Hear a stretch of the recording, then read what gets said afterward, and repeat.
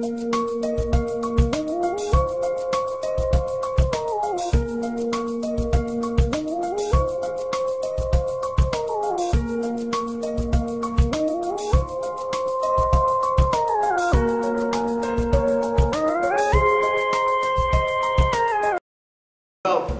everybody to the College of Liberal Arts.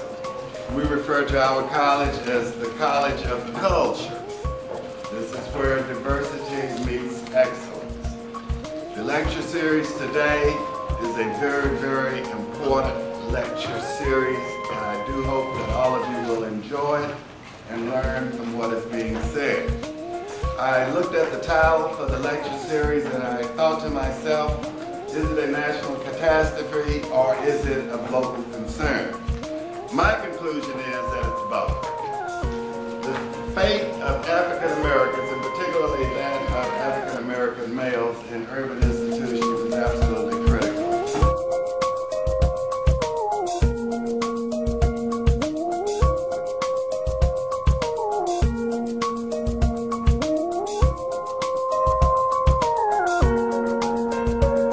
I'm lead teacher for Jackson Public Schools and honored to be here. I'm going to let the panel do what the panel does and chime in where appropriate.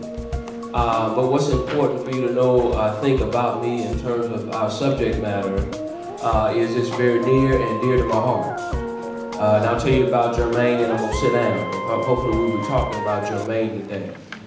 Way back in my first assignment as a teacher at Douglas Elementary School in Memphis, Tennessee, my second year as teaching, I was teaching 6th grade.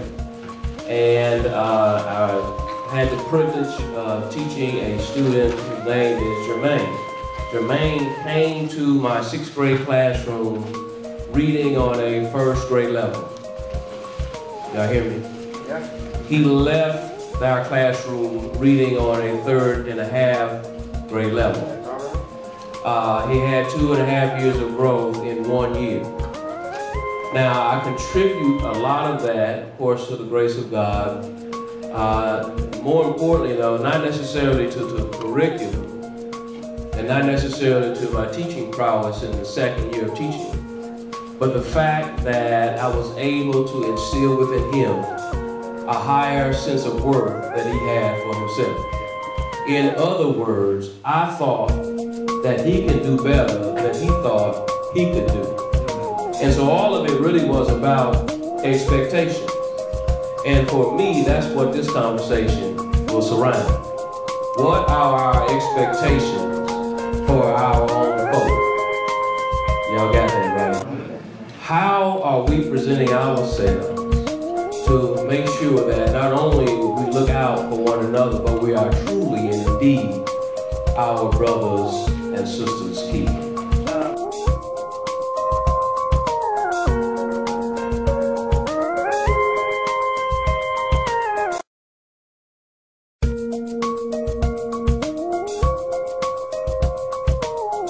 Come from a single-parent home from the Mississippi Delta. The first person on my entire family to actually go to college. So I wasn't prepared even when I decided to go to college. I didn't know what college was. I had no one to sit down with me and talk to me what college life was going to be like. Okay? So also, the young lady mentioned mentors. We're looking at 87% of our boys being raised in single-parent homes. Not saying single mothers can't do it, but as a male, I need a man there to talk to me about, okay, what I need to go further in my career, okay? Also, I became a father at the age of 18, and my freshman year in college. So those are some of the family issues that cause a young man to actually drop out.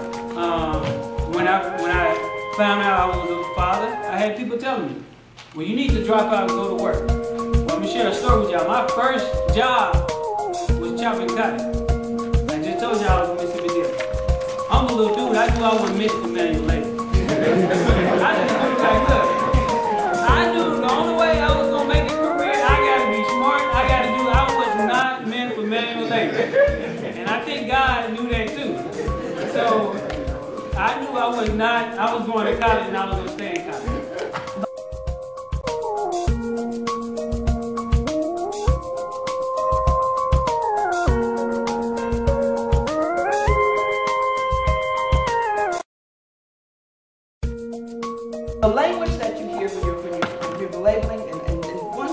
reason I'm really taking this very personally is because I'm the mother of 2 sons. They're grown, and I had to live with my sons as they heard all of the negativism. And I had to fight their minds, fight them to keep them from internalizing all the language that they heard at the time. They heard about lack of opportunity. They heard about infant mortality, health care, single-parent homes, unemployment. There's no jobs out there. No job. You're living in poverty. You can't make it. The odds are against you. You're welfare recipient. You're a welfare recipient. Something's wrong. You live in a bad neighborhood. Some people call them monsters. Call them failures. You hear statistics saying you're as likely to do this. You're not as likely to that. So you have all this negativism. All this negativism. What is it like to be a parent living with sons who are hearing these, and what you're trying to say, you can do this, you can do that. You keep them in an environment where they can see. And remember, if we look at our history, you see where black men and women have done lots of things. And we need to think about what stopped us from doing what has already been done. Our black folk did more with less, and we're doing less with more.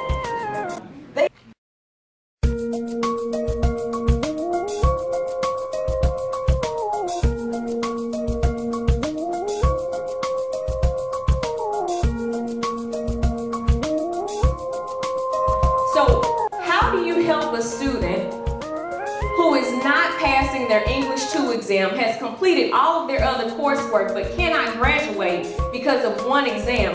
What does that student then do? If they are fortunate enough to actually enter and pass the test for the GED program, they're still going to not be able to read. So they have the same problem because there hasn't been an intervention to solve that problem. So one of the stories that is near to me is that of a student who finished all of their coursework. They're done with school, but they haven't passed this English 2 exam because they cannot read. Another student who actually works probably 5 to 7 miles away from where he lives walks from his job at 10 o'clock at night when he gets off work back to his house. And that student also is having trouble reading. So how do we get to that point?